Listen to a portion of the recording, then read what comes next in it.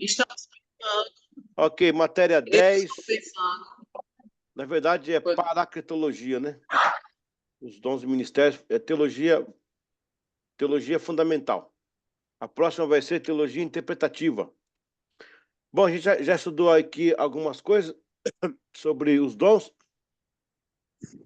Os dons são classificados em 4. Nós temos os dons de Deus, que tem os dons sobrenaturais, né? Os dons naturais, na verdade. Os dons de Cristo, que são aqueles dons ministeriais. Os dons do Espírito, que estão lá em Coríntios, né, em Romanos. E os dons de Deus, na verdade, sobrenaturais e naturais, né? Naturais e sobrenaturais. Os dons se dividem em 3 categorias, muito bom saber disso.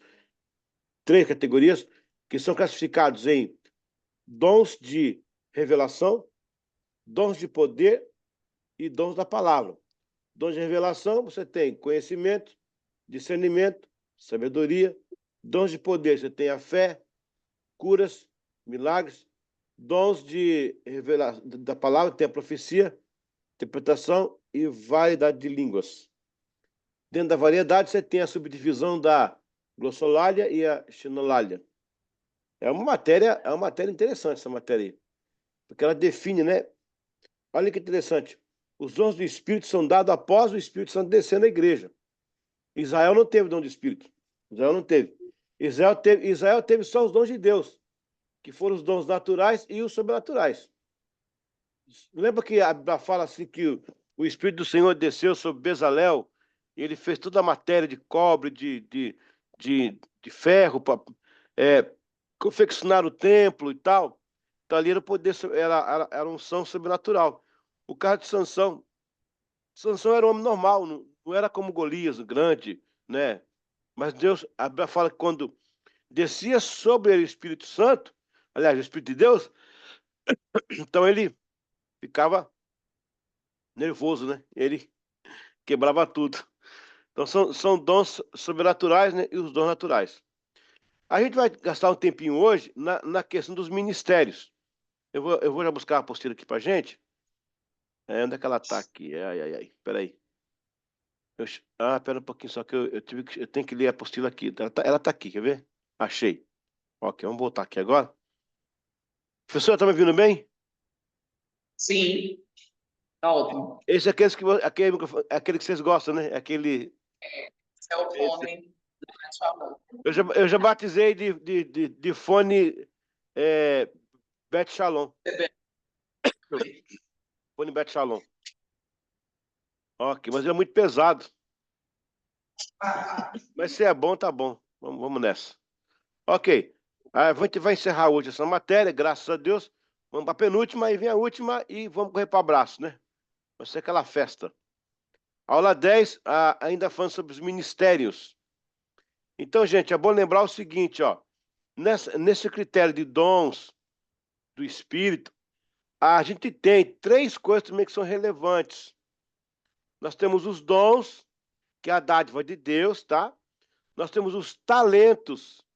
Os talentos é a proporção do dom. Tem uns que tem um dom que é mais forte, né? Opera muito mais, e outro que tem um dom mais simples. Todos são dons. Mas o talento é que define. Lembra que Jesus. Gente, lembra que aquela parábola do Senhor que ele deu 5 talentos para um, 2 talentos para outro, e 1 talento para outro, lembra? Um tinha 5, um tinha 2, 3, tinha 2, tinha 1. O que acontece? O 5 foi, granjeou outros, do 2 foi, granjeou outro, e que tinha um só enterrou.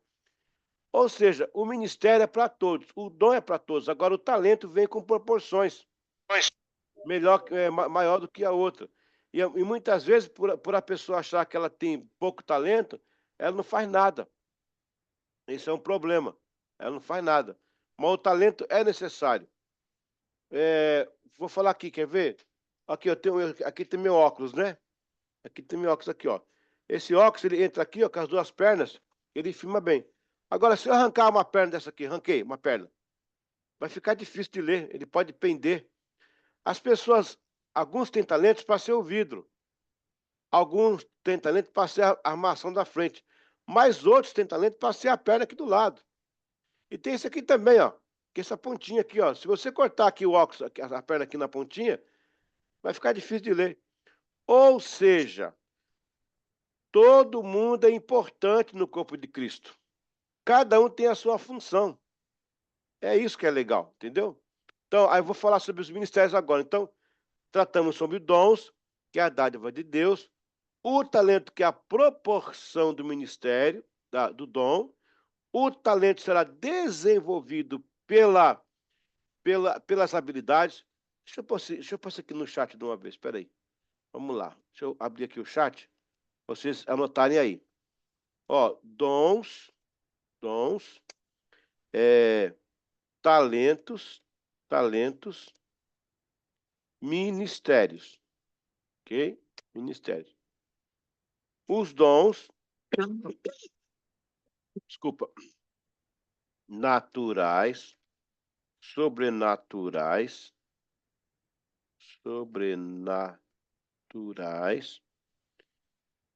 de Cristo, do Espírito Santo, tá?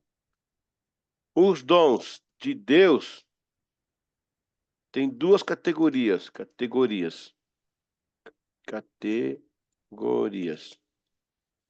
Dons naturais e dons sobrenaturais. Os dons de Cristo são 5 ministeriais: apóstolo, profeta, função, né? Evangelista, pastor e mestre. Os dons do Espírito,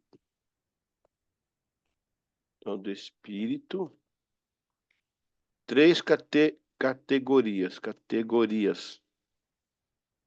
Opa. Tá aparecendo na tela para vocês aí? Tá, sim.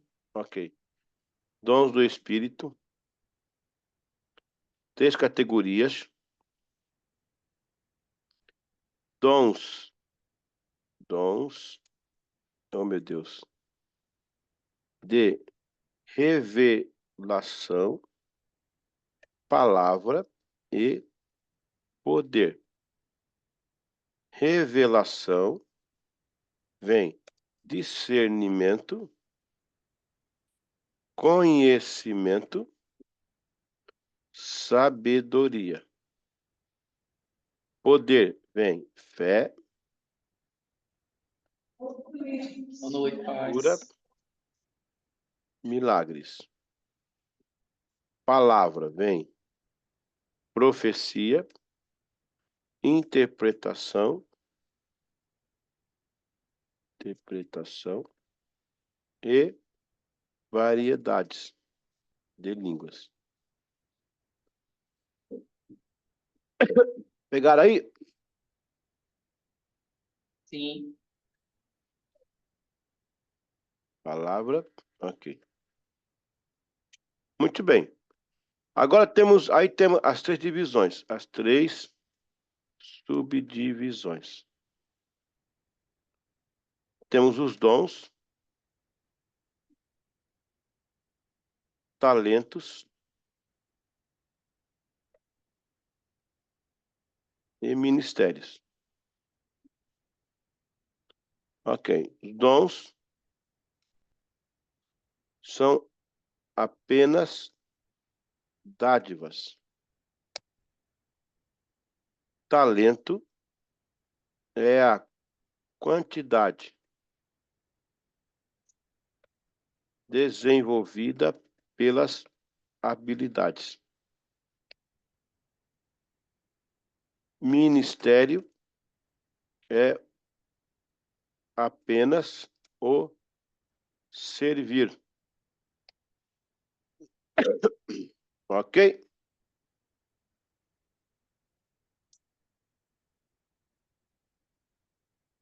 Muito bem. Vocês estão anotando isso aí, não? Sim. Eu tirar uma foto aqui. Vou colocar no grupo. Vai ficar no chat aqui. Pode continuar. Pode. Eu vou abrir a apostila, então. Será que vai sumir? Acho que vai sumir. Tire logo a foto, tire. Pra não... Tirei. Tá certo?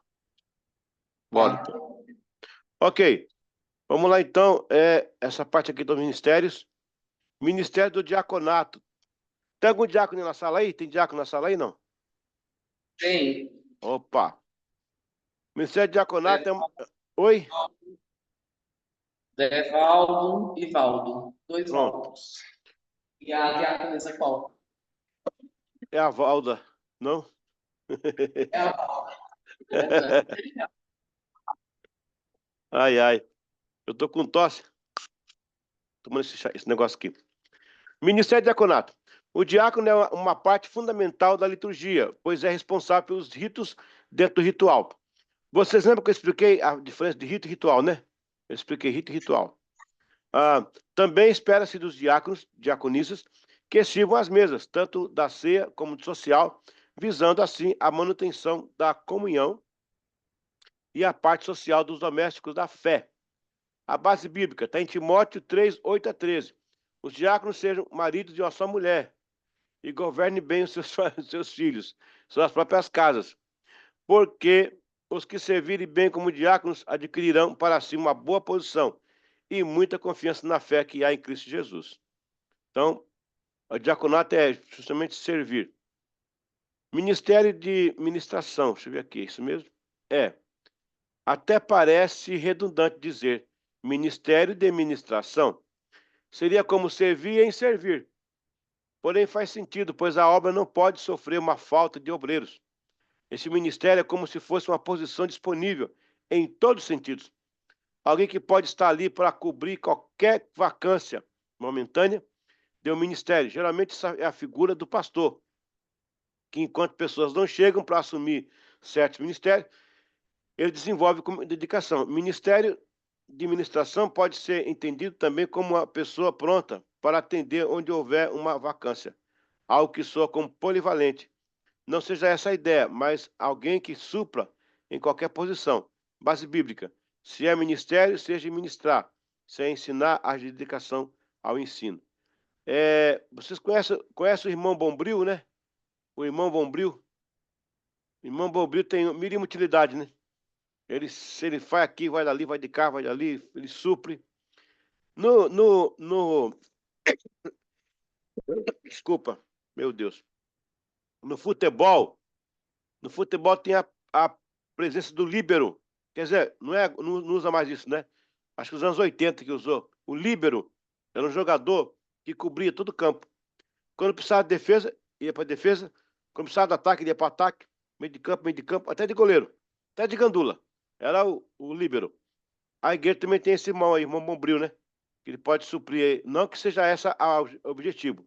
Né? O objetivo é que as pessoas sirvam, né?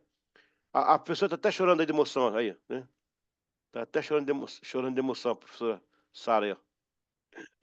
Limpando o óculos aí. É isso aí. Olha, ministério de exortação. O pessoal confunde exortar com bater, né? Tá exortando. Não, não, não. É outra coisa. Nos anos 70, a palavra exortar assumiu uma alcunha de repreender, ser duro, cobrar. E não é bem assim. Até hoje não sabemos quem iniciou esse neologismo, né? Em cima da palavra exortação. Pelo contrário, exortar se diz respeito a estimular, encorajar, persuadir. Pode também ser considerado como ministério de aconselhamento, base bíblica, ou que exorta, use esse dom em exortar. Romanos 12, 8. Ministério da contribuição, ó. É vontade de Deus abençoar pessoas com bens, porém, para alguns, ele escolheu o fim de serem mordomos e cooperar com mais presença nas necessidades das pessoas das obras do reino. São pessoas que também Deus concedeu dons e ministérios para administrar riquezas. Seus corações realmente investem na vontade de Deus. São pessoas com ministério aptos a cooperar, colaborar, repartir, fornecer e dar com liberalidade. Base bíblica, o que reparte, faça-o com liberalidade. Romanos 12, 8b. Uma pausa aqui, gente. Deixa eu explicar aqui uma coisa. A questão de dar, a dádiva, né? A coisa financeira, o dízimo, a oferta, tal. Isso é um comportamento normal. Comportamento normal. Ó, todo mundo aí vai dormir, né? A gente sabe que tem uma caminha, tem uma coberta lá para dormir. Uma cama difere da outra. Mas todo mundo tem cama. A questão de doar é o seguinte, tem dois tipos, né? Tem a doação normal, que a gente faz de coração, aquela normal da igreja. Mas tem umas pessoas, professora, que Deus dá o dom de adquirir riquezas mesmo, da administração. Agora, senhoras e senhores, anota o que eu vou te falar aí. Eu vi, inclusive em Caruaru, tá? Eu vi em Caruaru isso aí. Deus dá à pessoa a capacidade de crescer financeiramente para abençoar o reino. Ela cresce, engorda o olho, não abençoa o reino, aí perde tudo de novo. Fica na bancarrota. Não é um caso geral, mas é um caso muito frequente. Agora há pouco mesmo, um irmão que é muito meu amigo há mais de 30 anos, né? Ele é um profissional aqui no Sul. Deus disse a ele, olha, vou lhe dar riqueza para você abençoar minha obra. E Deus deu, rapaz. Abriu para ele umas portas. Ele conseguiu sustentar 26 missionários. Inclusive, eu era um deles que ele sustentava. Mas o dinheiro cresceu tanto. Ele pegou as obras da Copa do Mundo, entre outras empresas. A dele também pegou uma parte para construir assim, né, os estádios. O dinheiro subiu para a cabeça. Ele perdeu o norte, perdeu a bênção. Hoje está andando de bicicleta, morando na casa do sogro. Não que seja errado morar na casa do sogro, misericórdia, pode morar. Mas não é o normal, não ter sua casinha, ter o seu ambiente. Mas olha só, Deus dá às pessoas, elas não têm nada, elas crescem financeiramente. Aí quando estão abençoadas, esquece dos outros, esquece de Deus, esquece da igreja. Aí Deus vai e tira também. Isso não é uma doutrina, mas geralmente isso acontece. Então, é igual um irmão aqui na igreja que tinha um testemunho. Rapaz, eu estava ficando nervoso. Quando fico nervoso, eu não sou pastor, não. Quando fico nervoso, eu fico meio nervoso. Quando você vier para o sul, não venha para a minha igreja, não venha para a minha igreja, não venha. Vai apanhar muito aqui. O irmão chegava lá e dizia assim, toda vez que ia tirar a oferta, que ele é um diácono nosso, que ia tirar a oferta, dizia, Deus me deu uma palavra para me entregar R$1.000. Eu entreguei R$1.000 aquela noite. Na semana seguinte, fechei um negócio de 10 mil. Glória a Deus. Aí um dia eu falei, vem cá, meu filho. Quanto tempo que você fez esses R$1.000 aí? Ah, já tinha aí alguns anos. Deus mudou? Ele disse, não. E por que tu não repetiu? Vai ficar de testemunho velho, testemunho antigo, de maná estragado? Dê de novo R$1.000. E dê de novo R$1.000. E dê de novo R$1.000. E dê de novo R$1.000. Ou Deus não é Deus? Aí ele ficou sem graça. Aí ele mudou o testemunho. Falei, rapaz, será que funcionou só aquela vez? Então, rapaz, o pessoal. É interessante esse negócio de finanças na igreja. Olha, deixa eu abrir aqui um parágrafo para vocês. Alguém diz assim, ó, é porque o dízimo é lá do Antigo Testamento e a oferta é do Novo Testamento. Ok, eu vou bater sem Bíblia. Depois eu bato com Bíblia, tá? Vamos pela metafísica, né? Vamos pela lógica. Se você consegue contar até 10, você é um ser humano inteligente. Ok. A Bíblia diz que a graça veio para cumprir a lei. Que o que estava na lei foi consumido pela graça, tornando a graça maior do que a lei. Metafísica. Se o que é da graça é maior do que a lei, logo, os elementos da lei é menor que os elementos da graça. Ou seja, se a pessoa afirmar que o dízimo só do Antigo Testamento, vai ter que ser igual à oferta ou maior. A oferta tem que ser igual ao dízimo ou maior. Então é mais econômico ficar no dízimo. É mais econômico ficar no dízimo. E o dízimo, ele é uma manifestação de proteção. Ele não é de prosperidade. A prosperidade está na oferta. Toda vez que a Bíblia menciona oferta, ela menciona como um agente multiplicador. Veja Lucas 6, veja outros elementos aí da oferta, que ela é um ser multiplicador. O dízimo é uma segurança. Então, às vezes a pessoa só é dizimista, ela tem uma seguridade de Deus ali, não é ofertante. Às vezes um que não é dizimista é só ofertante, e o ofertante, ele dispara, porque a oferta multiplica, né? Só que quando passa o gafanhoto, o migrador, o cortador, o exterminador, não tem seguro, não tem dízimo, leva tudo. Aí cai, aí levanta de novo, mas a oferta.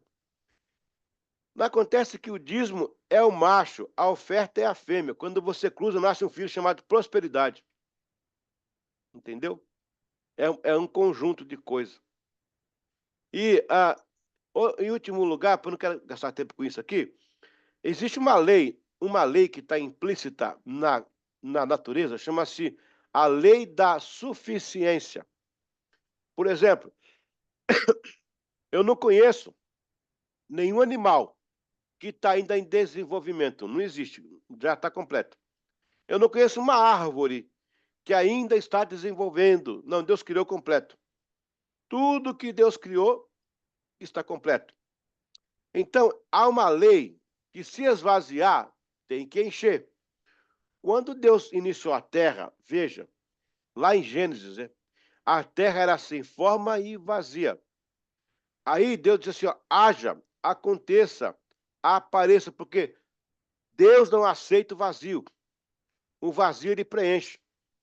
Então, quando a igreja descobrir isso, ela vai ser muito próxima, porque como é que Deus vai encher se não esvazia? Você tem que dar para Deus repor. Ele tem que fazer para Deus devolver. Vamos pegar um exemplo aqui. Vamos supor que no leito do rio Ipojuca aí, você cave um buraco paralelo, um buraco profundo paralelo, e você me abra um sulco no terreno. O que vai acontecer com a água do rio? A água vai entrar pelo sulco e vai preencher o buraco. O que é isso? É a lei da suficiência. A Bíblia fala, e você está vendo aí que a lei da suficiência acontece. Quando aquele moço deu para Filipe os 5 pães e 2 peixinhos, ele estava onde? Ele está no meio do povo. O mesmo peixe que ele deu, o mesmo pão que ele deu, voltou para ele, porque os discípulos levaram, o Senhor multiplicou, e aquele jovenzinho recebeu de volta. Ele esvaziou para receber. Quando você pensa, como é que Jesus alimentou 5.000 pessoas? Que forma? Caiu do céu o pão? Apareceu? Não. Quando o discípulo rasgava o pão, porque o pão judeu é o pão rasgado, né? Ele rasgava o pão para entregar e voltava a mão, o pão crescia na mão. Ó, quanto mais ele dava, mais o pão crescia. Deus não fica devendo nada para ninguém. Quanto mais você contribui, Deus repõe. Tem que ficar vazio para Deus completar. Eita glória! Amém, igreja? É isso aí. Ministério da presidência, olha aí. Ó. A liderança é uma habilidade que pode ser inata, mas também pode ser desenvolvida ao longo do tempo. Alguns indivíduos parecem nascer com capacidade natural para liderar, demonstrando habilidades organizacionais e de comando desde a infância. Essas crianças frequentemente assumem papéis de liderança em brincadeiras, atividades escolares e muitas vezes se destacam em grupos, guiando os demais em confiança e clareza. À medida em que crescem, essas pessoas tendem a se tornar líderes naturais em diversas áreas da vida, utilizando suas habilidades inatas para influenciar positivamente os outros. No entanto, a liderança não está restrita apenas àqueles que nascem com essas qualidades. Deus, em sua sabedoria e graça, pode conceder a capacidade de liderar a pessoas que inicialmente não pareciam destinadas a esta função. Eu não vou ler tudo aqui não, porque eu vou explicar para vocês direitinho isso aqui. Existe uma máxima aí na liderança, Ah, o líder nasce nato ou o líder aprende a liderar? Ok. Todo mundo nasceu com um sinal de liderança, mas alguns têm um sinal maior. Então, o líder, sim, ele nasce nato, mas a liderança ela é desenvolvida.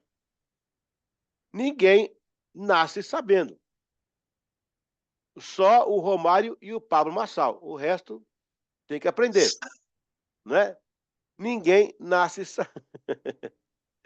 ninguém nasce, ninguém nasce sabendo, né? Então a pessoa nasce líder. Ela já nasce já com a tendência.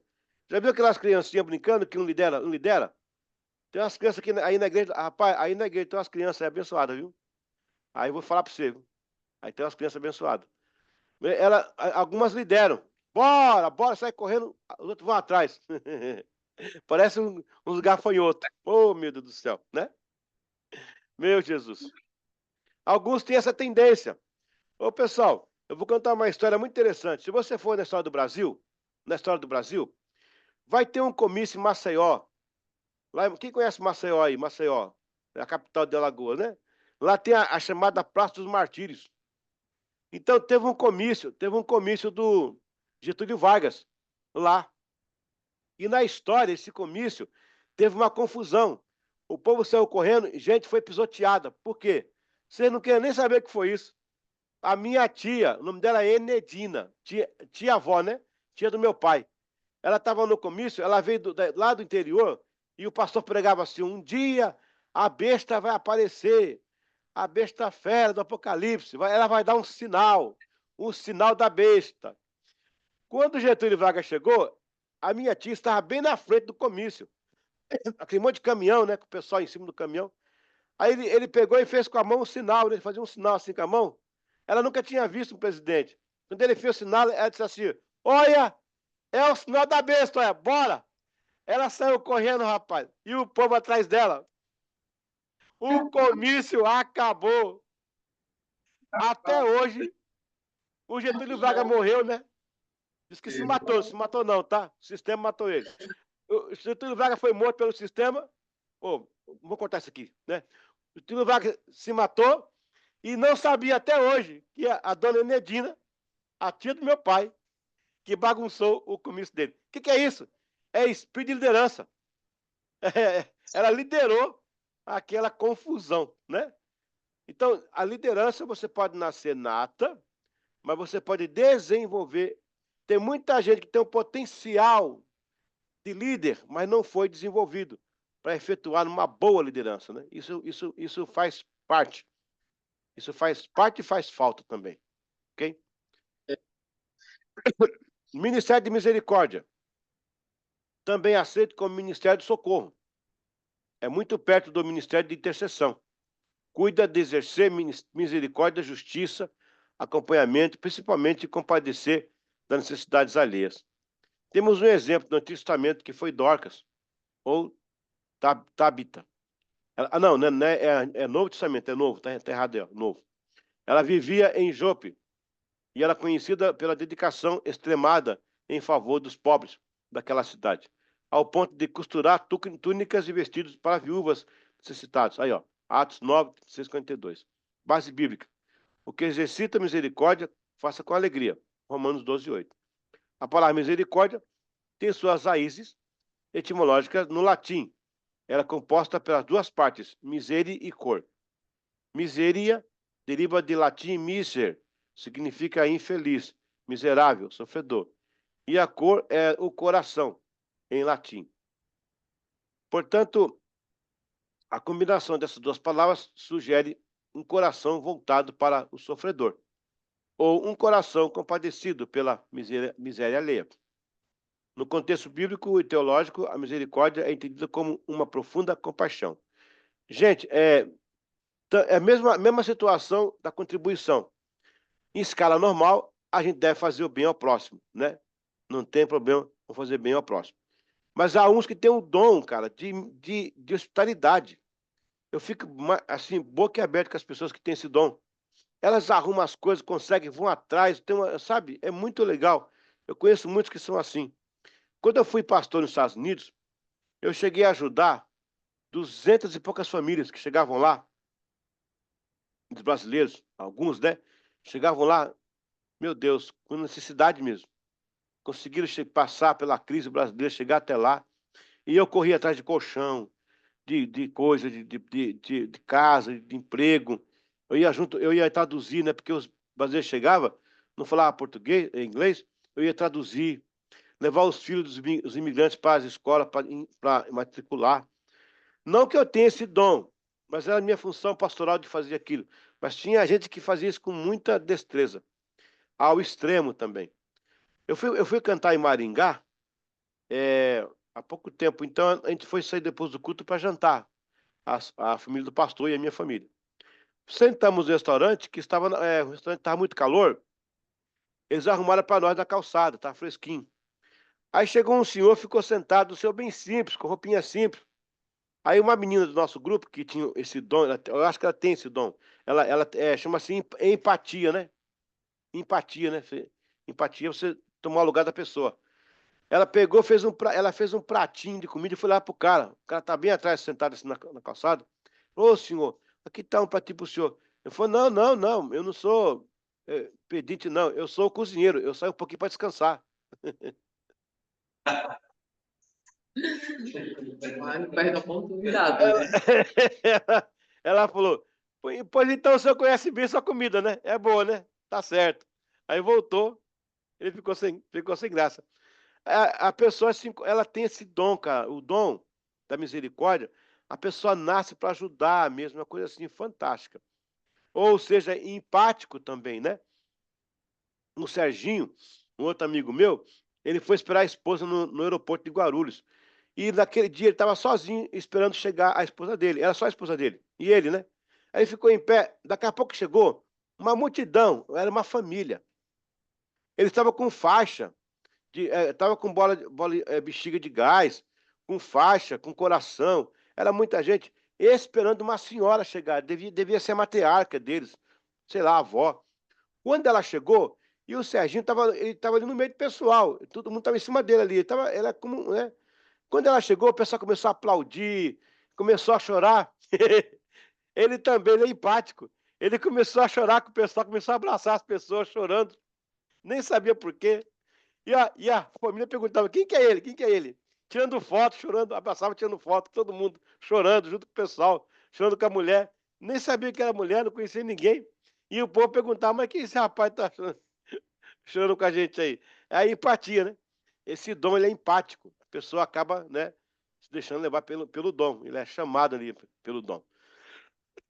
Então, no contexto bíblico, a misericórdia é estendida com uma profunda compaixão, que é esse dom da misericórdia aí. Vamos abrir aí, se alguém quiser comentar alguma coisa, algum ponto que eu coloquei, pode falar aí, pode participar. Ô, professora, cadê Kennedy? Kennedy sumiu? Tá vivo ainda? Ele voltou, tá aqui hoje. Voltei. Aí, ó. Tá É aqui. ali, né? Ali, ó. Mas, rapaz, cadê você, rapaz? Aí. Ó, você faltou, alguns assumiram sua parte aí, viu? Porta-voz da turma aí, viu? Glória a Deus. Que ele estava viajando. Tá certo. Aí, viagem, né? Lá Ele vem, quer lá vem, lá vem, lá vem. Tava fora. Poxa. Olha, Guarulhos tá frio, viu? Meu Deus, 7 graus, 9 graus estava lá. É, Eu tava lá. rapaz.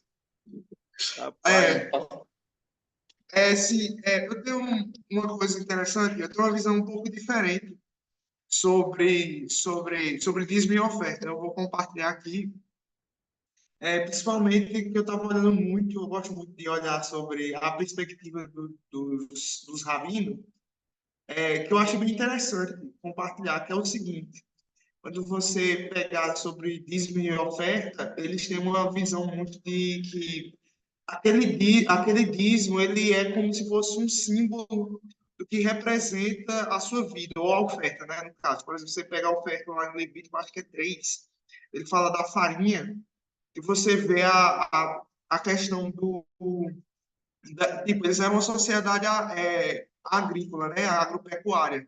Então, a comida, né? O plantio, as cabras, né? A carne, era muito importante. Então, eles dar 10% ou oferecer isso, era como se eles estivessem colocando aquilo que dava vida a eles, né? Aquilo que fazia sobreviver. Então, é um símbolo de dar a vida. Por isso que eu sempre conecto com aquela questão da viúva.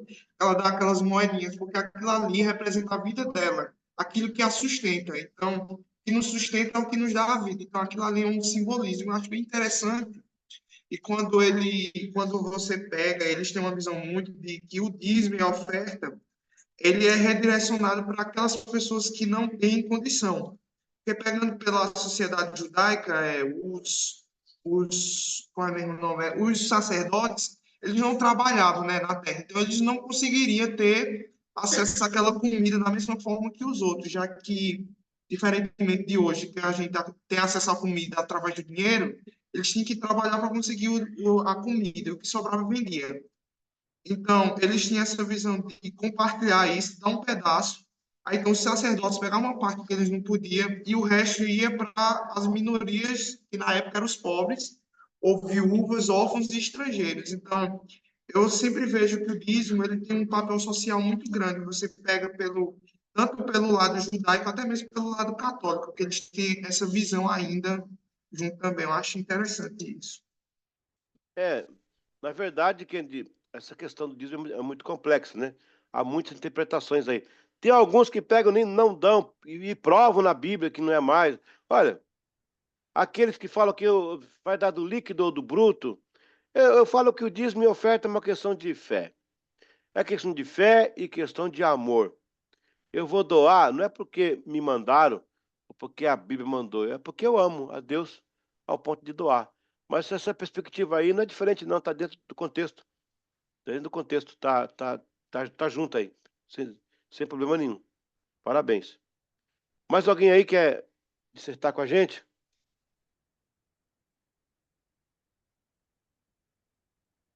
Mas, pastor, é Lucas É agora. Lucas, homem de Deus.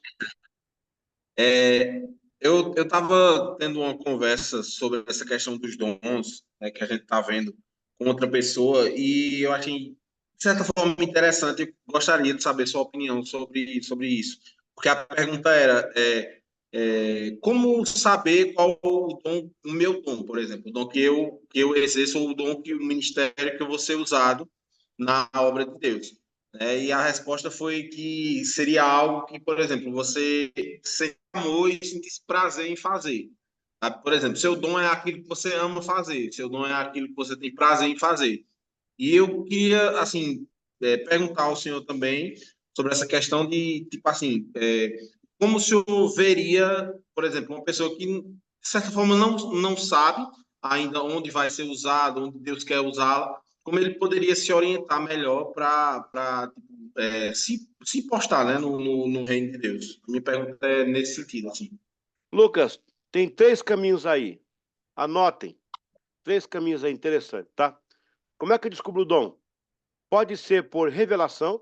Deus pode falar com você, né? Usar alguém. Pode ser por despertamento. O que Paulo fala para Timóteo? O que ele fala lá? Desperte o dom que há em ti. Tem dom que está embutido, a pessoa não sabe, né? E tem a intuição. Então, anote aí. Revelação, despertamento, intuição. Vamos supor que você, Lucas, não tenha nunca pensou em trabalhar com criança. Aí um dia, numa necessidade, o pastor fala, ô, Lucas, dá uma força aqui com criança. Aí quando tu vai lá ajudar, fala, rapaz, que negócio legal, olha, eu tenho, aí que legal, tá fluindo. Aí você foi despertado, você não sabia. Alguém te chamou, você foi despertado. Há situações que Deus pode falar com você no púlpito, no culto. Olha, estou te chamando para trabalhar com jovens, né? Ou então você não teve revelação, ninguém te convidou, mas você olha para o louvor e fala assim, rapaz, estou com vontade de trabalhar ali tocando, cantando ali e tal. A intuição. Então, são 3 formas de você entender o dom, né? A revelação, a intuição e o despertamento. Aí Paulo fala, desperte o dom que há em ti. Ó, quer ver? Lá em Atos, não tem um momento lá que o Espírito Santo fala, separai-me, Paulo e Barnabé, para a obra que temos chamado. Paulo também fala assim que ele foi escolhido do ventre, então isso é revelação. Quando Paulo fala desperte o dom, é o despertar. E a intuição é aquilo que você é levado pela circunstância, você acaba se envolvendo e acaba gostando de fazer aquilo lá, entendeu? É por aí. Jadson, Boa noite. Boa noite. É, a respeito dos dízimos, particularmente eu entendo que a gente não está dando, a gente está devolvendo, né? Deus deixa bem claro quando ele começa a estabelecer que a gente está fazendo uma devolvendo. devolução daquilo que ele nos deu. Até porque a gente compactua também, apesar de não sermos judeus, sermos gentios, a gente compactua da mesma fé, que Deus vai abençoar a gente, quando a gente colocar a planta do nosso pé, onde a gente for, será abençoado se a gente tiver em obediência a Deus e etc. Então, nada mais justo que a gente devolver aquilo que a Ele pertence. Afinal de contas, é Ele que faz crescer, é Ele que dá vida, é Ele que abençoa para multiplicar e etc. Só que, assim, trazendo para os dias de hoje, essa questão de dízimo de ofertas, eu nunca entendi muito bem, porque meio que assim, no processo ali daquelas pessoas, como quem citou também, a gente vai ver ali na origem de Moisés também, quando está sendo estabelecido por Deus, que os levitas, Arão, seus filhos e os levitas que trabalhavam na casa do Senhor, recebiam a parte daquela porcentagem que era destinada para Deus, dos 10%, né? Deus permitia que ele tirasse uma certa parte para sobreviver, para viver, para alimentar suas famílias e etc.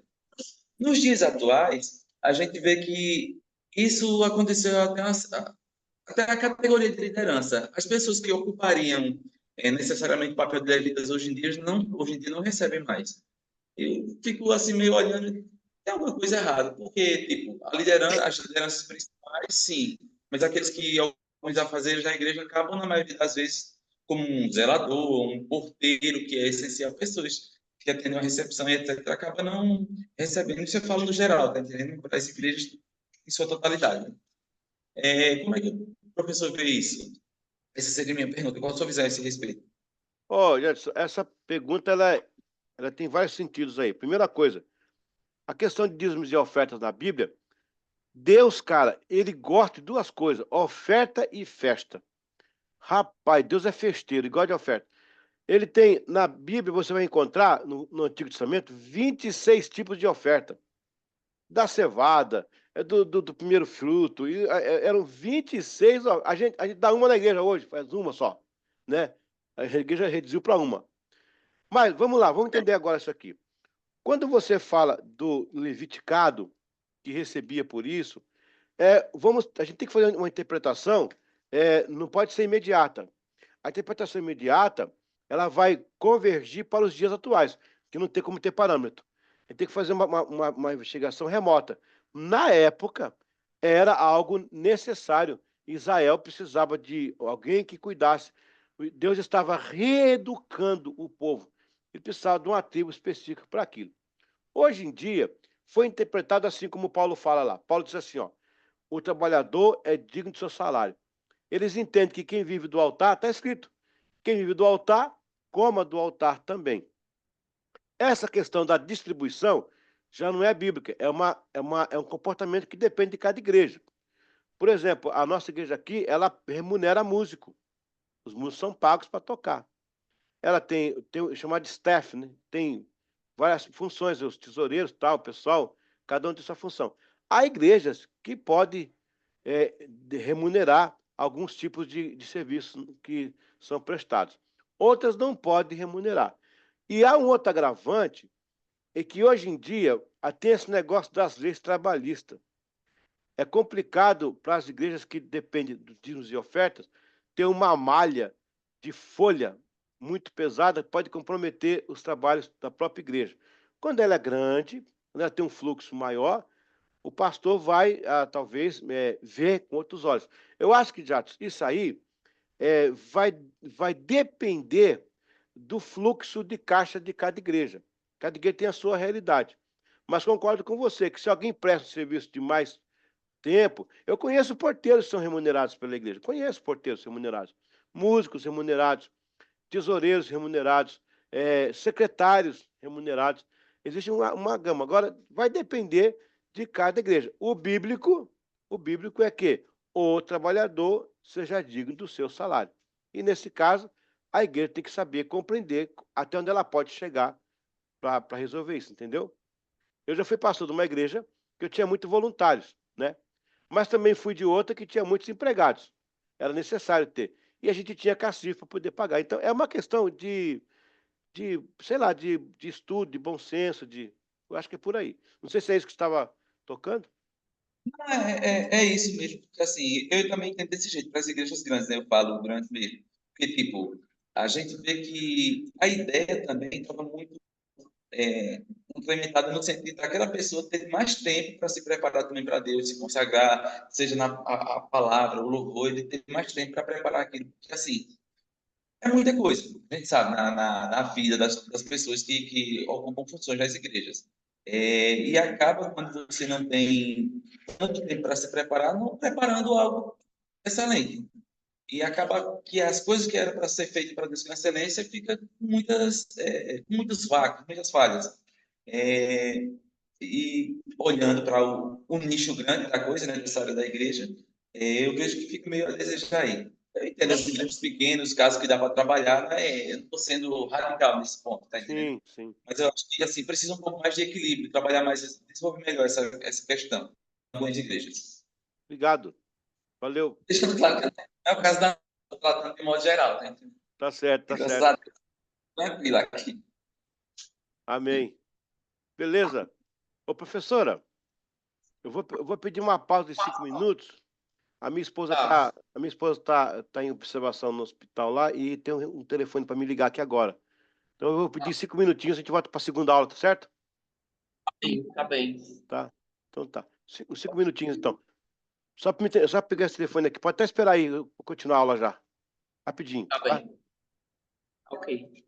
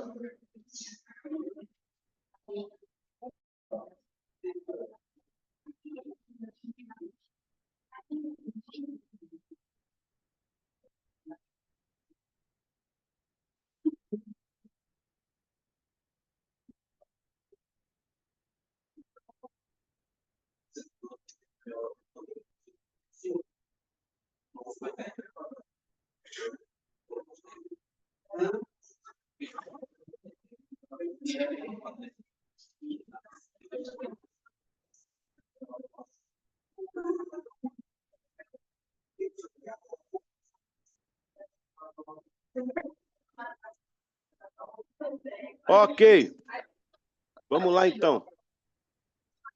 Vamos para mais uma aula para te fazer o grande intervalo, né? Vamos correr aqui. Opa!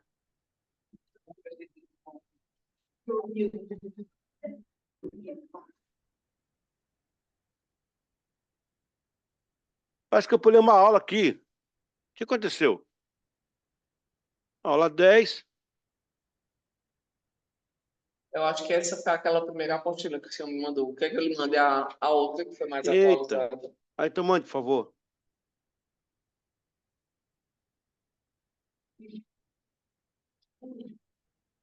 Tá, eu vou passar. Você tem o nome da tia Leila? Você quer?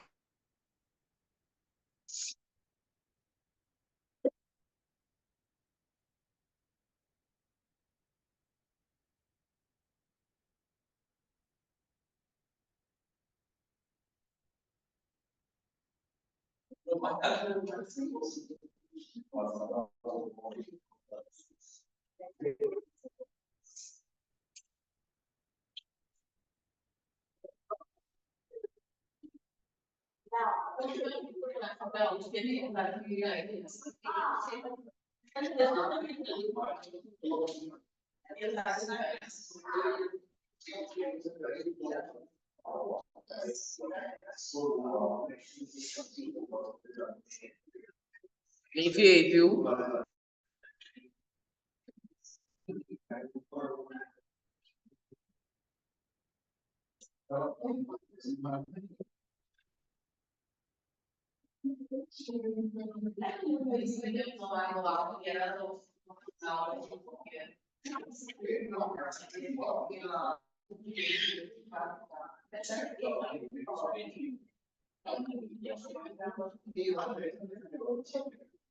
Acho que ele está falando, acho que ele está falando lá. Ele está falando com Mandou em qual e-mail? Nesse aqui? Eliseu no Gomes? seu WhatsApp, foi. No Zap ou no e-mail? No WhatsApp. Porque no e-mail eu já desço aqui direto. Eu lhe mandei uma que é mais atual. Ela está carregando ainda aqui. Está já completando. Mas você mandou pro Zap ou pro e-mail? Foi, chegou aí agora. Tá, pera, deixa eu abrir aqui. Ela Agora tem essa aí, tem a... eu vou mandar pro meu e-mail. Para poder baixar aqui. Tá bom.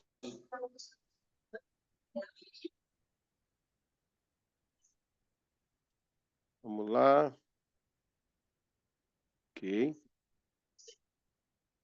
Ok.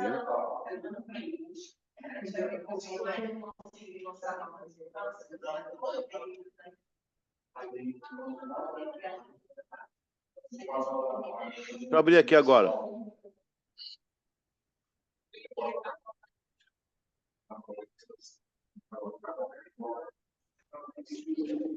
Aula 11.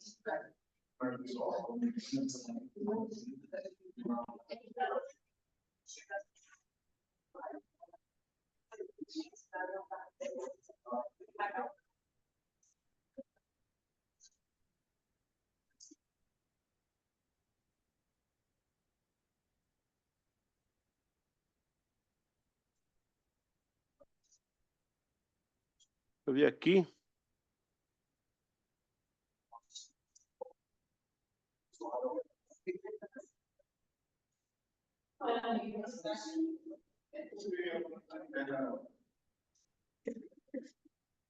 Não chego, não tá vindo não. Deixa eu abrir aqui mesmo. Eu vou falando com vocês aqui no ar. Vocês conferem daí. Peraí, chegou, peraí. Não chegou não. Ok. Ok, vamos aqui então. Deixa eu abrir aqui no meu celular. Ok. Vamos lá.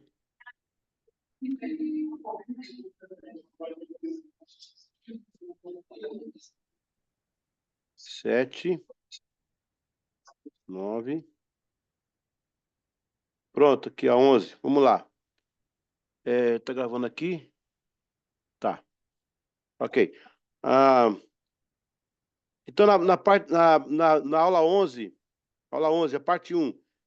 Deixa eu mudar aqui a minha tela para ficar melhor. Aqui nós temos, então, o envio ministerial, certo? O envio ministerial. Isso.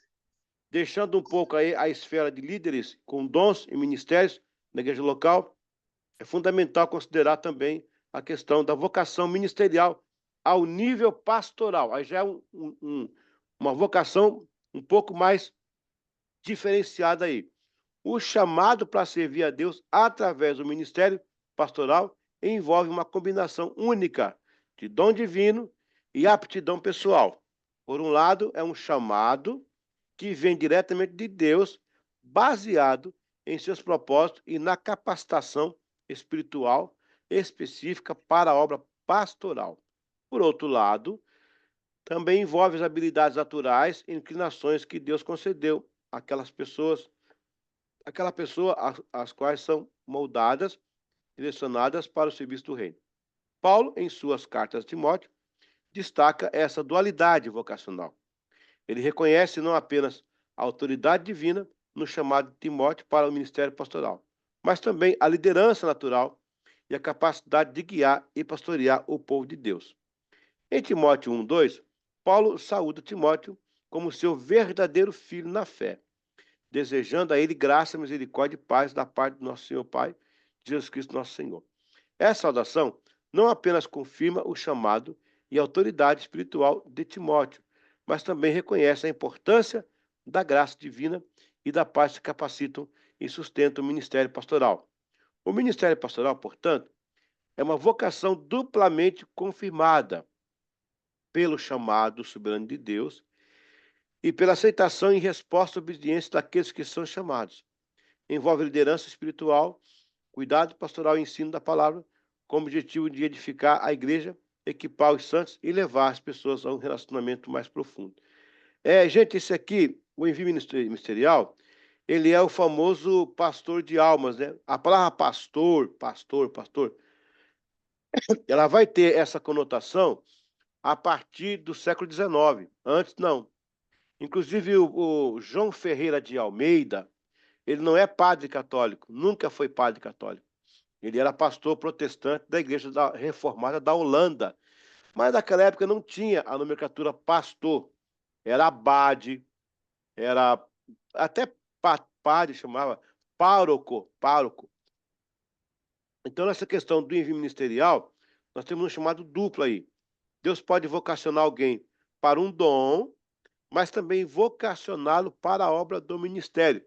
É o que o Espírito Santo fala na igreja de Antioquia. Separai-me, Paulo e Barnabé, para o ministério que eles tenham chamado. E assim vai. Aquela expressão do jovem que apareceu em sonho, passa a Macedônia e nos ajuda, era um chamado missionário. Então, o meu caso, a minha vida pessoal, eu tenho um chamado duplo. Eu tenho um chamado pastoral, que eu exerço, e tenho um chamado da música. Eu sirvo a Deus com adoração, na música, servindo como se fosse um diácono musical, né? Eu escrevo músicas e tal. Então, é um chamado duplo. Você pode ter chamado duplo também. Deus pode usar pessoas também em duas áreas também, em quantas áreas puder. Até os 9 dons, se for o caso. Aí Jesus já leva de uma vez, já está pronto, já está maduro. Está com os 9 dons, já vai então, né? É isso aí. Agora, a predestinação para a obra. Esse ponto aqui é difícil. Que vai falar um pouquinho da predestinação, né? A Bíblia fala de predestinação? Sim, ela fala. Embora eu seja arminiano, eu creio que a estirpe da Shalom, da Beth Shalom também é arminiana, talvez. Mas a predestinação para a obra, ela é concreta. Para a salvação, eu como teólogo não aceito para a salvação predestinação. Porque você vai entrar em umas outras áreas aí que pode estender aqui. Mas eu acho que já passamos por isso uma vez, lá atrás, a gente falou um pouquinho. Então, mas vamos focar um pouquinho na predestinação para a obra, né? Há exemplos marcantes na Bíblia que ilustram como Deus predestinou indivíduos para cumprir uma obra específica, independentemente de sua salvação. Um desses casos é o de Jeremias, que foi escolhido para ser profeta ainda no ventre da sua mãe, conforme registrado em Jeremias 1,5. Antes que te formasse no ventre, te conheci, e antes que saísse da madre, te santifiquei. As nações te dei por profeta. Quer dizer, ele foi predestinado para ser profeta. Outro exemplo notável é o apóstolo Paulo, que também reconheceu a predestinação divina em sua própria vocação. Gálatas 1,15. Ele afirma: todavia, Deus me separou desde o ventre da minha mãe e me chamou por sua graça. Paulo reconhece que sua separação e chamado para o ministério apostólico foram determinados por Deus, antes mesmo de seu nascimento. Então, é um chamado específico aí. Esses exemplos bíblicos demonstram claramente que os dons e ministérios são atribuídos por Deus, de acordo com o seu plano e propósito soberano. A responsabilidade de guardar o que foi confiado, como mencionado, está em Apocalipse 3,10. Bom, aqui eu vou pular essa escrita aqui, porque eu vou explicar agora. Então, veja bem, a predestinação para o ministério, ela é bíblica. Ela está bem nítida aí. Inclusive, tem um caso mais difícil de entender, que é o caso de Judas, né, gente? Pelo amor de Deus.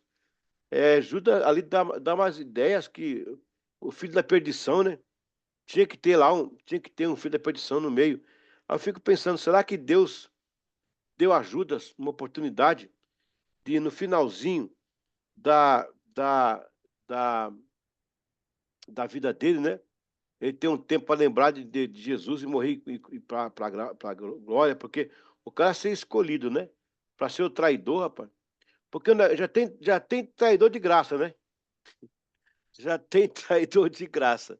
E o cara nascer para ser traidor, aí eu falo para você, aí é igual uma vez um cara cantando a música e falou assim, ele sem Jesus, ele era louco e infeliz. Eu falei, rapaz, é difícil, porque o cara já é louco, e infeliz, é brincadeira. Além de ser louco, já é infeliz, extrapolou tudo, né? Então, a predestinação para a obra, ela existe. Eu, particularmente, como professor, agora coisa minha aqui, eu tenho dificuldade para entender a questão da predestinação para a salvação. Aí vai ter toda uma celeuma em torno desse assunto, que é muito complicado, mas para o ministério, sim. Você pergunta, mas aí, pastor, mas Deus escolheu para o ministério, mas se ele se perder depois? Problema dele. Ele foi chamado para aquele bem específico. Por exemplo, quando Moisés levou o povo à terra do Egito, pessoal, ele tirou o povo de Canaã e levou até o Egito. Ele não entrou na terra do Egito, desculpa, ao contrário, do Egito para Canaã. Ele não entrou na terra de Canaã. Aí eu digo a vocês, ele não podia ter direito de entrar, gente? Ele trouxe aquele povo todo até ali. Chega na hora de entrar, não entra. Aí vai ter aquele problema da rocha e tal, e tal, e tal. Só que Deus já havia tido com ele a palavra anteriormente, que ele era predestinado para levar o povo até a terra, não para entrar na terra.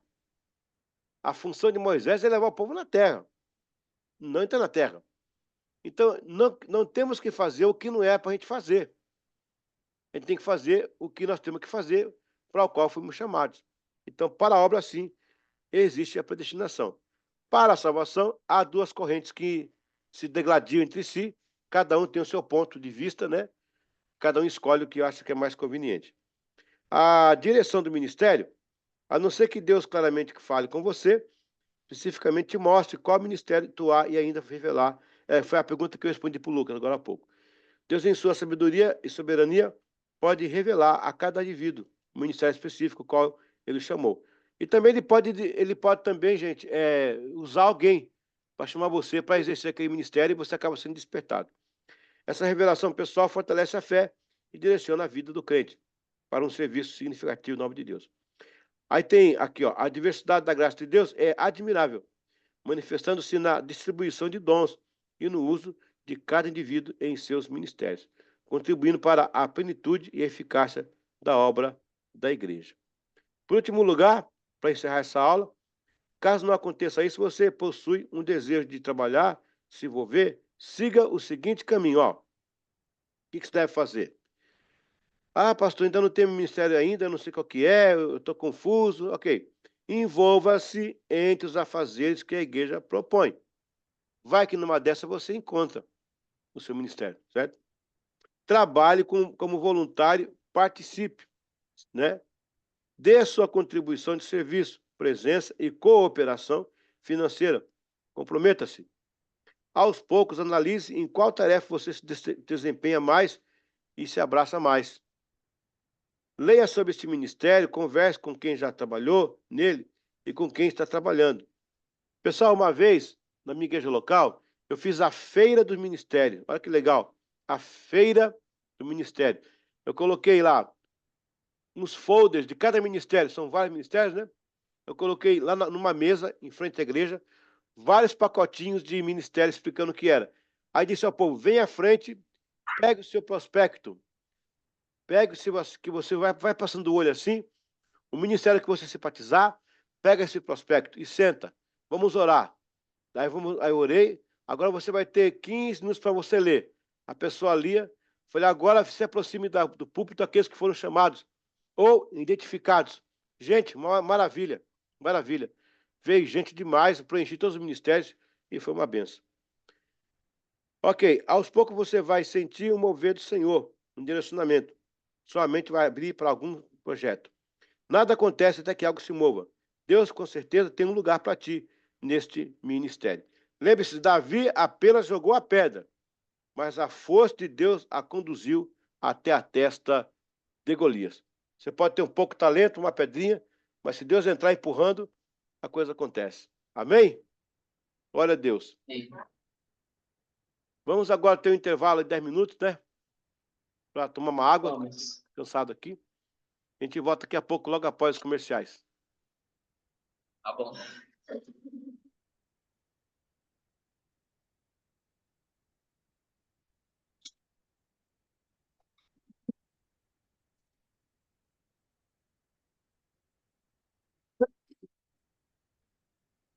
Ok. Eu acho que essa questão ministerial é... Peraí, deixa eu tirar aqui.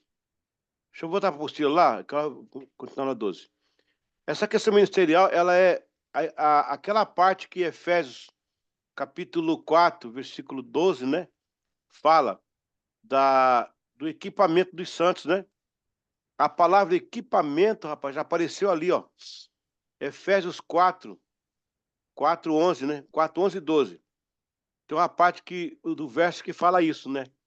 Visando o equipamento dos santos. Deixa eu ver aqui, deixa eu só conferir esse texto aqui rapidinho, tá? Vamos lá. Estou dentro da aula. É muito legal isso que Paulo fala. Aqui, ó. Essa é uma das aulas que eu mais gosto de ministério, cara. Muito legal. Efésios 4. Opa. Efésios.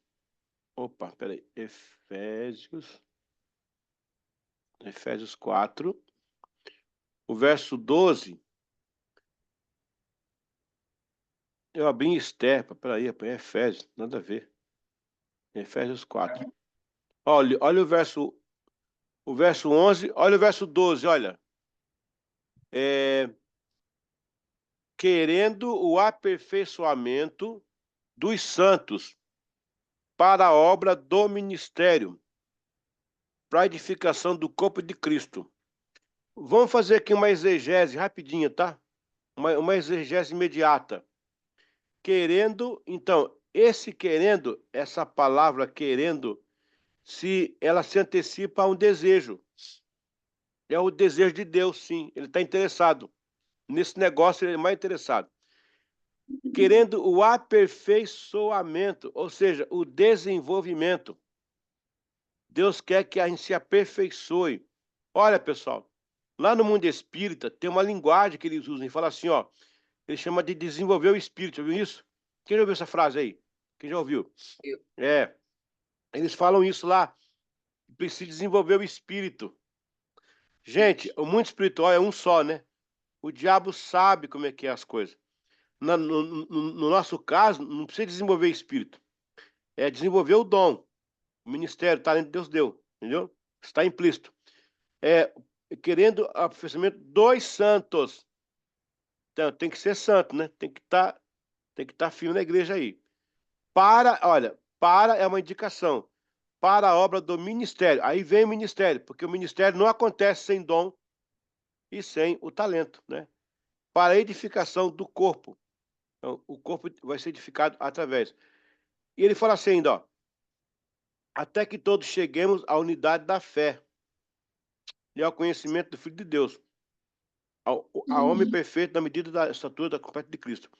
Veja que ele coloca aqui também a questão do conhecimento, né? Prosseguir em conhecer o Senhor. Tudo faz parte de uma aproximação. É muito gostoso fazer exegese, sabe? Aqui, de vez em quando, na igreja tem um estudo bíblico, eu pego aqui um versículo que a gente faz palavra por palavra, é muito legal. E eu uso a Bíblia Strong. Quem conhece a Strong? Aí, quem conhece? Tradução Strong. Strong, aqui, ó. Porque não você vê aqui. Gente, eu vou pedir a vocês, abaixem no aplicativo Bíblia Strong. É de graça, gente. Aproveita que é de graça. É a maior Bíblia de tradução para o grego e hebraico. E tá de graça no aplicativo, tá? Vai no App Store ou no iOS aí, coloca lá Bíblia Strong.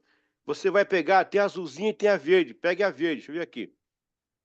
Tô dando para você aqui o caminho do mapa, tá, gente? O caminho do ouro para vocês aí, ó. Aqui, ó. Eu tenho a verde e a azul. Mas eu gosto mais da verde. Só conferir aqui. Tá aqui azul. Deixa eu pegar. Rapaz, ela já vem com a exegese pronta. Maravilha. Ó, vou pegar aqui Efésios 4:11. Cadê o Efésios 4:11 aqui? Ah, peraí. Aqui, Efésios 4:11. 11. Cadê o 11? Aqui. Olha que legal. Ó, eu vou apertar em aperfeiçoamento. Quando você baixar, baixe a azul. A verde também é boa, mas a azul eu acho melhor. Ca- Catartismo. O aperfeiçoamento aqui, segundo a Escritura, a visão de completude, a perfeição, vai além de simplesmente aspecto material, quando se fala em completo mobiliário ou equipamento. Muitas vezes estamos nos referindo à plenitude, totalidade, somente Deus pode proporcionar. Ele manda aqui, ó, no grego a pronúncia é catartismo, substantivo masculino, e tem lá também a palavra em grego, e tem a concordância, você pode encontrar nos versículos. É fantástico. Tradução Strong, tá? Alguém abaixa aí. Vamos terminar então, voltando para a apostila. Finalmente, o chamado ou o ministério. Ah, tá. Essa parte aqui eu falei lá atrás, numa das aulas, mas deixa eu passar com vocês aqui rapidinho. E aí, como fica a frase, fui chamado para o ministério? Ela é verdadeira? Ela é coerente? Presta atenção, hein? Essa afirmação é verdadeira. Vamos analisar melhor o texto em Marcos, capítulo 3, verso 14 e 15. E subiu ao monte e chamou para si os que ele quis, e vieram a ele, e nomeou 12 para que estivesse com ele, e os mandasse a pregar, para que tivesse o poder de curar enfermidades e expulsar demônios. Na verdade, ninguém é chamado para o ministério, e sim é enviado para o ministério. O nosso chamado é para estar com ele. Isto muda todo o cenário. Porém, o problema é que a nossa cultura já cauterizou a frase chamado para o ministério. O chamado é relacionamento, ministério é vulnerabilidade, chamado é refúgio em Deus, ministério é se gastar com as pessoas. Jesus chamou para si e depois os enviou. Está aí no texto. O texto é claro. Jesus. Espera aí, vocês estão vendo a apostila aí, não? Não, Ai. I'm sorry. compartilhando. Ok. Agora tá. Chamado é relacionamento, ministério é vulnerabilidade. Chamado é refúgio. Ministério é se agastar com as pessoas. Jesus chamou para si e depois os enviou. O texto é claro. Jesus queria um tempo com eles, primeiro para depois enviá-los. Chamou para si. A primeira vez que a palavra chamado apareceu foi por causa do pecado de Adão. Se não houvesse pecado, não haveria necessidade de chamado. Isso é muito forte, hein? O homem saiu da presença de Deus e Deus o chamou de volta. A Bíblia é um livro de chamado. O Deus chamando o homem, e o homem para a procura de Deus. Jesus chamou e só depois os enviou. Então ninguém é chamado para ministério, e sim enviado para ministério. E nomeou 12 para que estivesse com ele. Ó, nomeou para que estivesse com ele. Note que no próprio texto aparece o termo nomeou, designou, compeliu. É uma ordem para vir ficar com ele. Em João 21, após o milagre da pesca, Jesus pergunta: onde estão os outros? Estavam trabalhando com a rede cheia de peixes. O que isso ensina? Que mesmo no sucesso, rede cheia de peixe, ainda assim é necessário estar com ele, ouvir dele, operar por ele. E os mandasse a pregar, curar os enfermos, expulsar demônios. Agora sim, depois de ter estado com ele, foram enviados para ministrar ao ministério. O problema é que somos um único exército que não volta. Os soldados, quando combatem, cansam, acaba a munição, têm sede, fome, feridas, voltam para a base para restabelecer, reabastecer. Mas a igreja é o único exército que vai combate, fica até cair a última pessoa. No chamado ele fala comigo. No ministério eu falo com o povo. No chamado eu vejo Deus. No ministério eu vejo o povo. No chamado ele me orienta. No ministério orienta o povo. No chamado me revigorizo. No ministério, estresso. No chamado, sou revestido. No ministério, sou estafado. No chamado, você protege o ministério. No ministério, você expõe as suas fraquezas. Meu Deus do céu. O diabo consegue dar a rasteira. É no ministério, mas nunca no chamado. Quem está no chamado permanece escondido em Deus. Pegue, por exemplo, um pedaço de papel e ponha dentro de uma Bíblia. Você verá a Bíblia e não verá o papel. Mas o papel está lá. Satanás vai te procurar, mas você estará escondido no Altíssimo, no íntimo. Oh, glória!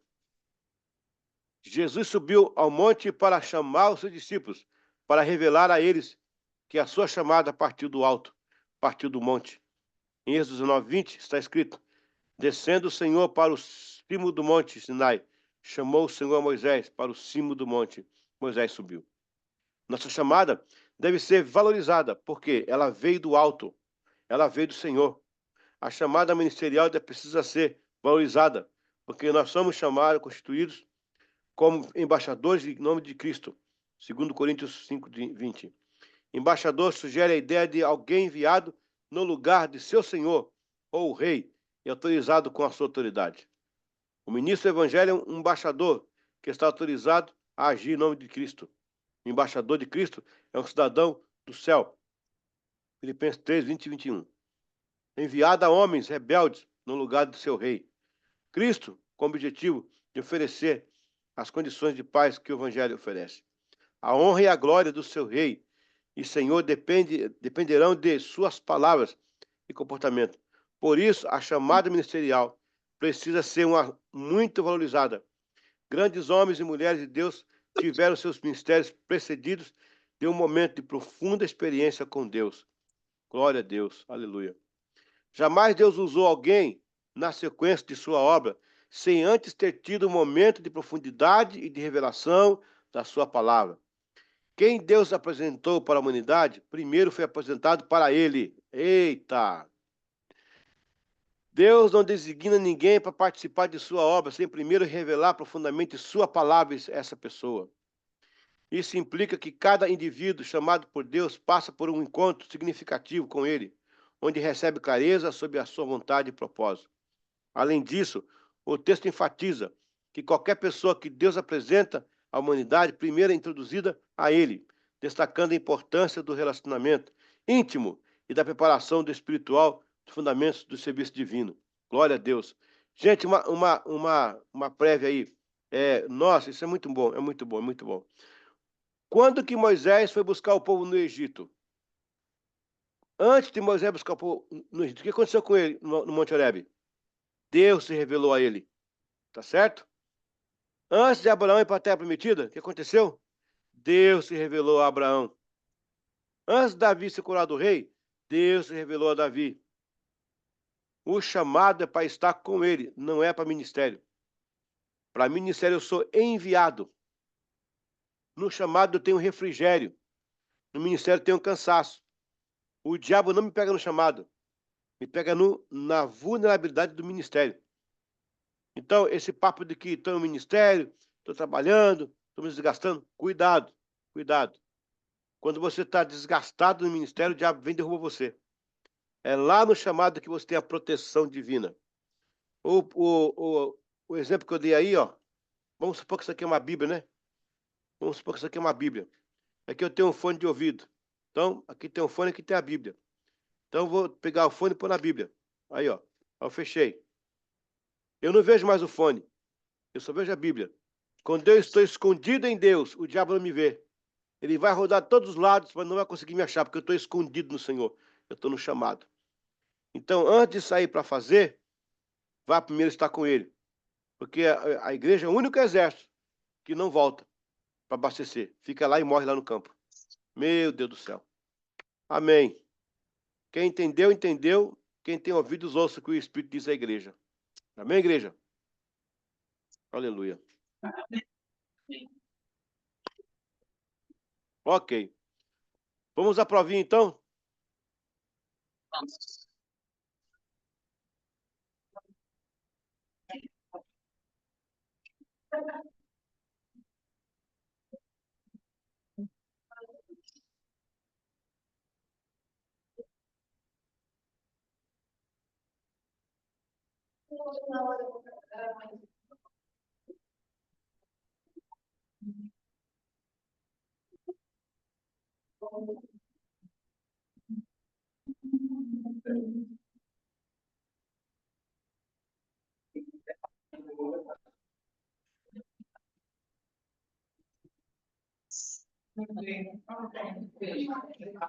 É, sim.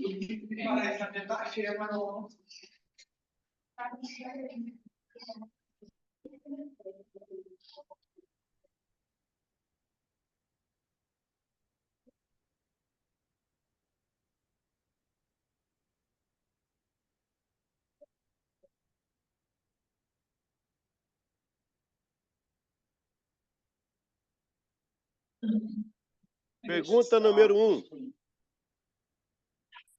Número 1, vamos lá. Os dons procedem de 3 fontes. Quais são essas fontes? Da onde procedem os dons? A. Dons de curar, dons de milagre, dons de revelação. Isso é fonte? B. Dons de Deus, dons de Cristo, dons do Espírito Santo. E C. Dons de profeta, dons de interpretação, dons de variedade. Preste atenção na pergunta, hein? De onde os dons procedem de 3 fontes? Aí você já respondeu. Se você acha que é o A, dons de curar, dons de milagre, dons de revelação, coloca um A. Você acha que é o B, dons de Deus, dons de Cristo, dons de Espírito, coloca um B. Você acha que é o C, dons de profeta, dons de interpretação, variedade, põe um C. Pergunta número 2. Os dons são organizados em 3 categorias. Quais são? A. Dons naturais, dons sobrenaturais, dons normais. B. Dons de fé, dons de cura, dons de maravilha. Ou C. Dons de revelação, dons de poder, dons da palavra. Preste bem atenção na palavra categoria. Fontes, categoria.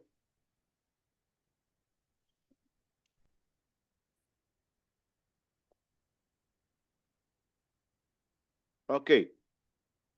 Pergunta número 3. Dons da palavra são 3. Quem está classificado nos dons da palavra? A. Profecia, interpretação, variedade de línguas. B. Fé, cura e milagres. C. Conhecimento, sabedoria e discernimento. Os dons da palavra são 3. Quem são? Se você acha que é profecia, interpretação e variedade, põe 3A. Se acha que é fé, cura e milagres, põe 3B. Se acha que é conhecimento, sabedoria e discernimento, coloca 3C.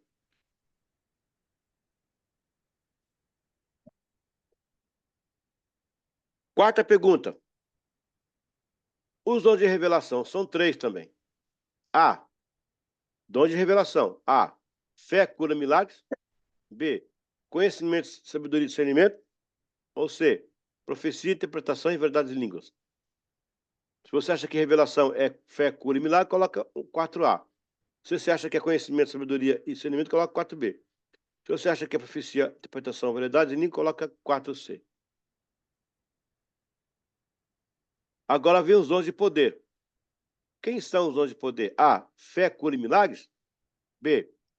Profecia, interpretação, verdade de línguas. Ou C. Conhecimento, sabedoria e discernimento. Os dons de poder são 3. Se você acha que é fé, cura e milagre, coloca 5A. Se acha que é profecia, interpretação e variedade, coloca 5B. Se acha que é conhecimento, sabedoria e discernimento, coloca 5C. Alguma dúvida?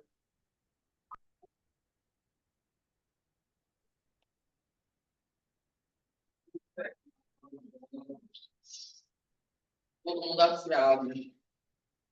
Não tá fácil, rapaz. Não tá fácil isso aí. É cuscuz com manteiga, viu? Manteiga. É.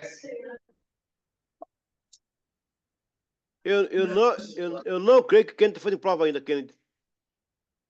Não, já terminou, faz tempo. Ah, então. Ah, tá certo. O Lucas também foi rápido aí, ó. Tá terminando. Mamão com açúcar, né?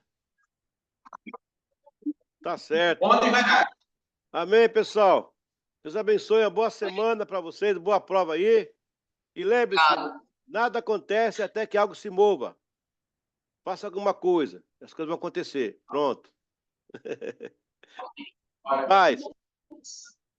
Paz.